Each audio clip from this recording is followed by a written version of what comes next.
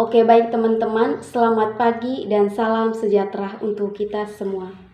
Perkenalkan, nama saya Yuliana Ero, semester 6, Prodi Pendidikan Kimia, Universitas Katolik Widya Mandira Kupang. Pada kesempatan ini, saya akan menjelaskan bagaimana proses reaksi kimia bahan makanan asam isositrat menjadi asam alfa-getoglutarat dalam tubuh manusia. Proses reaksi molekular metabolik bahan makanan asam isositrat menjadi alfa-getoglutarat dalam tubuh manusia. Pada proses pertama, yaitu pada mekanisme yang pertama, itu asam isositrat. Di sini pada struktur asam isositrat di sini di sini adalah C1. Pada C1 ini, pada C1 C karboksilat, ikatan rangkap antara C dengan O terdapat perbedaan keelektronegatifan di mana O lebih elektronegatifan daripada C sehingga ikatannya cenderung ke O. O menjadi parsial negatif dan C menjadi parsial positif. Sedangkan ikatan sigma antara C dengan O terdapat juga perbedaan keelektronegatifan di mana O lebih elektronegatifan daripada C sehingga ikatan cenderung ke O menjadi parsial negatif dan C menjadi sangat-sangat parsial positif. Karena sangat-sangat parsial positif sehingga dia mampu untuk menarik elektron dari C2 ke C1 sehingga ikatan antara C2 dengan C1 ini cenderung ke C1. C1 menjadi parsial negatif dan C2-nya menjadi parsial positif. Karena pada C2 ini parsial positif sehingga dia akan mengganggu ikatan antara C2 dengan C3. Ikatan antara C2 dan C3 ini akan cenderung ke C2 sehingga C3 ini menjadi parsial positif. Pada C3 ini, C3 yang berikatan dengan C karboksilat. Pada saya akan menjelaskan pada C karboksilat ini ikatan rangkap antara C dengan O terdapat perbedaan keelektronegatifan di mana O lebih elektronegatifan daripada C sehingga ikatan cenderung ke O. O menjadi parsial negatif dan C menjadi parsial positif. Sedangkan ikatan sigma antar C dengan O terdapat perbedaan keelektronegatifan di mana O lebih elektronegatifan daripada C sehingga ikatannya cenderung ke O. O menjadi parsial negatif dan C menjadi sangat-sangat parsial positif. Karena sangat-sangat parsial positif sehingga dia mampu menarik elektron dari C3 ini ke C karboksilat sehingga ikatannya cenderung ke C karboksilat. C karboksilat menjadi parsial negatif dan C3 ini menjadi sangat-sangat parsial positif. Oke, selanjutnya saya akan menjelaskan duluan dari C yang paling terakhir adalah C5. Pada C5 ini adalah C karboksilat. Ikatan rangkap antara C dengan O ini terdapat perbedaan keelektronegatifan di mana O lebih elektronegatif daripada C sehingga ikatan cenderung ke O menjadi parsial negatif dan C menjadi parsial positif. Begitupun dengan ikatan C dengan O sehingga C ini menjadi sangat-sangat parsial positif.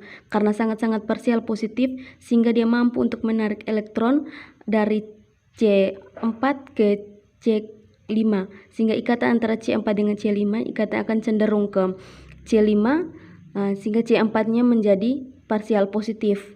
Pada C4 ini ada ikatan dengan OH dan CH. Ikatan antara C dengan OH ini terdapat perbedaan keelektronegatifan di mana O lebih elektronegatifan daripada C sehingga ikatannya itu cenderung ke OH. O menjadi OH parsial negatif, sedangkan C ini menjadi sangat-sangat parsial positif. Sedangkan ikatan antara C dengan H, ikatannya terdapat perbedaan keelektronegatifan di mana C lebih elektronegatifan daripada H, sehingga ikatan cenderung ke C menjadi parsial negatif dan H menjadi parsial positif. Sehingga pada C nomor 4 ini parsial positifnya berkurang. Parsial positif pada C4 ini akan mengganggu ikatan antara C4 dengan C3. Ikatan itu akan cenderung ke C4 dan C3-nya menjadi sangat-sangat parsial positif. Karena pada C3 ini sangat-sangat parsial positif sehingga enzim mampu untuk berikatan sementara dengan C3. Enzim di sini yaitu enzim isositra dehidrogenase yang mampu untuk berikatan sementara dengan CH3. Ikatan sementara C3 dengan enzim, ikatan itu akan cenderung ke enzim sehingga pada C3 ini menjadi sangat-sangat parsial positif, menyebabkan ikatan antara C3 dengan C-karboksilat ini akan mudah putus. Ikatannya akan putus ke C3, C3-nya menjadi negatif dan C-karboksilat ini menjadi positif.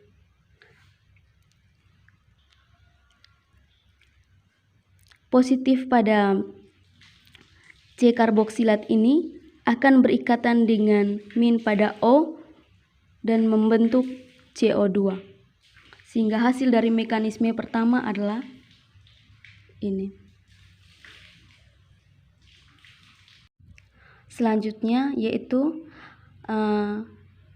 pada tahap mekanisme kedua ini, hasil dari mekanisme pertama yaitu kita masukkan di tahap mekanisme yang kedua. Pada struktur ini, pada C nomor 4 ini, H ini akan direduksi oleh N plus pada NAD menjadi H min dan C menjadi C plus. H min yang direduksi oleh N plus pada NAD ini akan membentuk NADH, sedangkan C plus ini akan mengganggu ikatan antara C dan O dan H. Oke, selanjutnya jika dilihat dari sisi keelektronegatifan, perbedaan yang paling signifikan adalah ikatan antara O dengan H.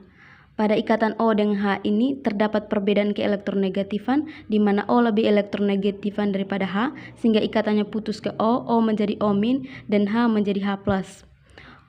O min ini akan berikatan dengan plus pada C4 membentuk ikatan rangkap 2 yang ini, sedangkan pada H plus ini akan berikatan dengan min pada C3 membentuk CH2 sehingga pada hasil terakhir itu akan membentuk struktur asam alfa getoglutarat dengan hasil sampingnya itu adalah CO2.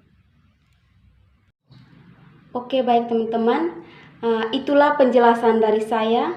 Sekian dan terima kasih.